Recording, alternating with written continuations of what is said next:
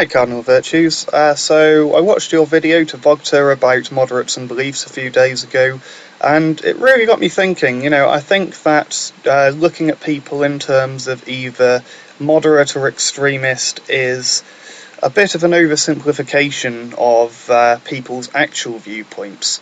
Now, I've got my own idea. I think I'm going to present something which is based off of the political compass.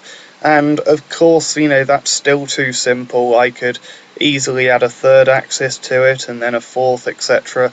But I think I've got something which certainly makes a lot more sense than just looking at people as somewhere on a spectrum between moderate and extremist. So this is my political compass. I've filled in a few things on it. It's got two axes. So on the first axis, the vertical one, we've got apathetic to extremist, and that's the level you go to in order to propagate your beliefs or in order to achieve your goal. So on the complete apathetic side at the bottom, that would just be not trying to impose your beliefs on anyone else. And at the extremist end, right at the top, that would be willing to kill absolutely everybody who doesn't 100% agree with you. And the second axis would be the moderate to fundamentalist scale. So at one end, on Christianity, for example, the moderate would be a vague belief in Jesus, or possibly a strong belief, but not encompassing all of the other things which go along with it. So, and on the other end, the fundamentalist end, that would be your literal six-day creation story. Now, the reason I decided to make this is that I've heard a few people who hold moderate viewpoints not like being labelled as moderates because people automatically think they think of apathetic when people talk about moderate.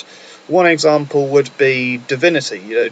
She, on my scale, she would be moderate extremist. Now, not right at the top of the extremist scale, but she does want to try and convince other people of her viewpoints fairly strongly. And from most of her stuff, I think that's actually quite a good thing, as I support the sex positive message.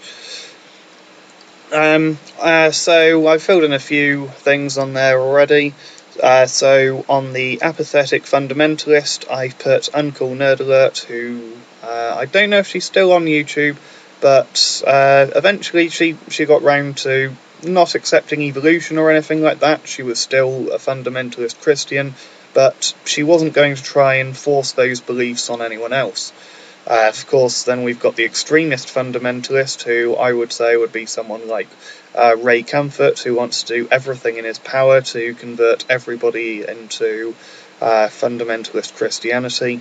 And on the other end, I've got Rational Roundtable as an apathetic moderate. Now, he's a moderate Christian, but he doesn't want to try and force everybody else to believe that. But he does present his viewpoint, so he's not right at the bottom there.